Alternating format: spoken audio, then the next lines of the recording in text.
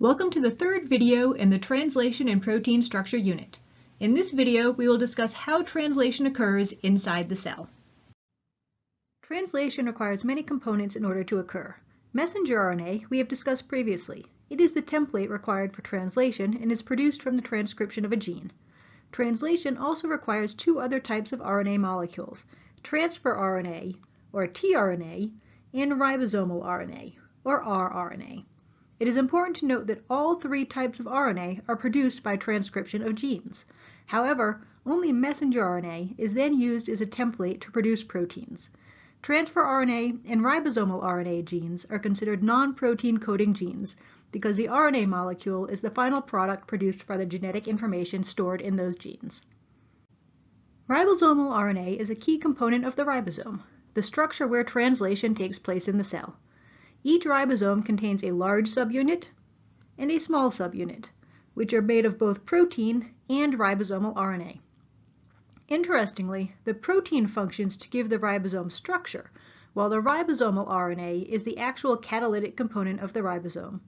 It is the ribosomal RNA which is involved with forming the covalent peptide bonds to join one amino acid to the next during translation. The large subunit of the ribosome includes three pockets which provide binding sites for molecules of transfer RNA, as we will see when we look at the mechanism of translation. These sites are called the A site, or aminoacyl site, the P site, or peptidyl site, and the E site, or exit site. While it is the job of the ribosome to physically connect one amino acid to the next as the polypeptide chain is built, it is the transfer RNA molecules that bring the amino acid subunits to the ribosome and also function as the codon chart for the cell. While you have a chart you can read that says codon AUG should equal a methionine amino acid, the cell does not have a chart to read. Instead, it is the transfer RNA which properly read the codons and bring the correct amino acid to the ribosome. Each tRNA molecule folds up into an L-shaped structure pictured on the right due to various base pair interactions that happen within the RNA molecule itself. The two most important parts of the structure are the anticodon and the amino acid attachment site on the 3' end of the molecule. Transfer RNA molecules such as this one with no amino acid bound to the 3' end are called uncharged tRNAs.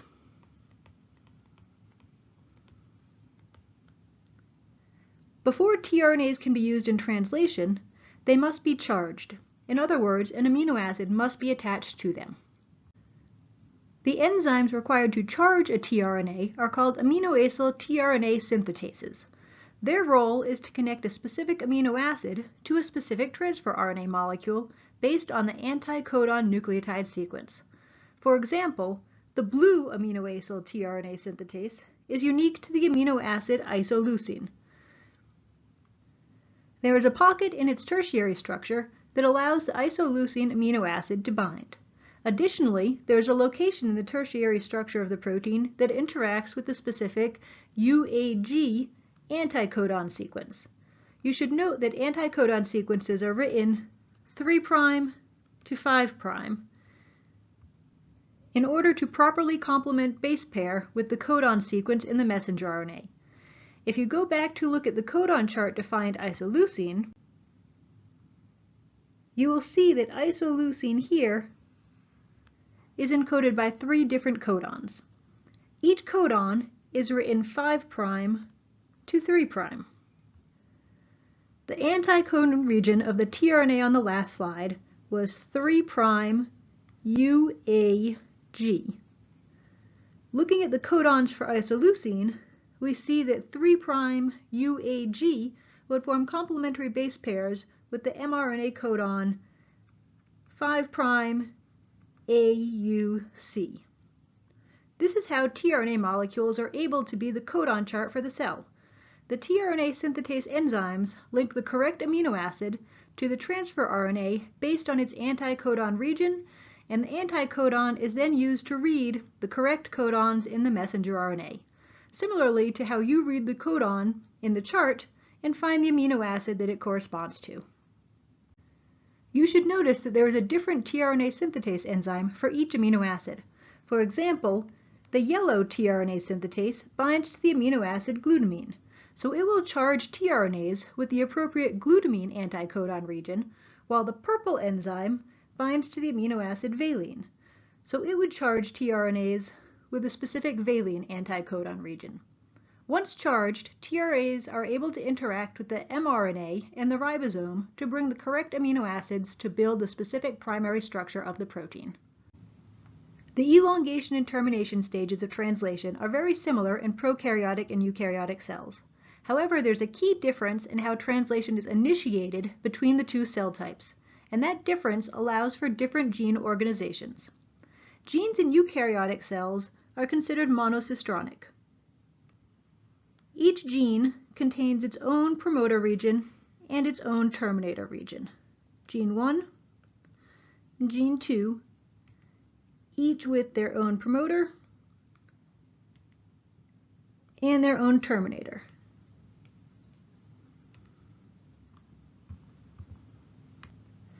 This means that each gene is transcribed into a messenger RNA which encodes for only one protein. This is different than prokaryotic genes, which can be polycistronic. Polycistronic means that there are multiple genes controlled by the same promoter and the same terminator. In this case, gene 1 and gene 2 only have one promoter and one terminator. So the messenger RNA transcribed contains the code for two separate genes. This can occur in prokaryotes because of their mechanism of translation initiation. In eukaryotes, translation initiation occurs when the small ribosomal subunit binds to the 5' cap and then scans along the mRNA until it finds the AUG start codon. Translation elongation then continues until the stop codon is reached and the ribosome is removed from the RNA. If genes were organized as a polycistronic message, where two genes were controlled by the same promoter and the same terminator, that operon would be transcribed and processed into a polycistronic messenger RNA with a 5' cap and a poly A tail. However, when translation was initiated, the ribosome would bind to the cap, scan till it found the AUG start codon, continue translation until it found a stop codon, making a protein, and then falling off.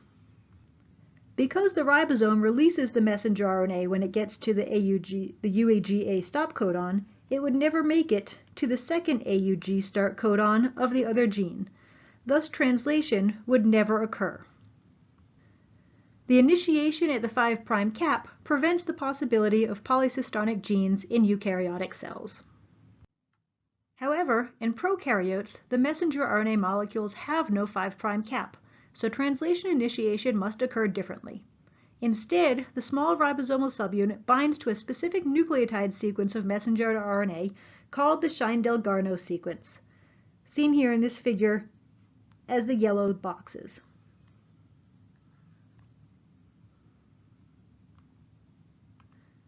Because Shine-Delgarno sequences are specific spellings of nucleotides, they can be found anywhere along the messenger RNA molecule.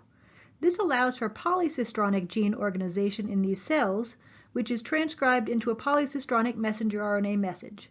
In front of each gene is the Shine-Delgarno sequence, where the ribosome will bind, find the AUG start site, translate the gene, and then remove from the cell once it gets to the stop codon. At the same time, a second ribosome is able to bind to the Shine-Delgarno sequence in front of a second gene, scan till it finds the AUG start site, translate the gene until it gets to the stop codon, and be removed from the messenger RNA. In this way, the Shine-Delgarno sequences allow each gene of the polycistronic message to be translated into a protein.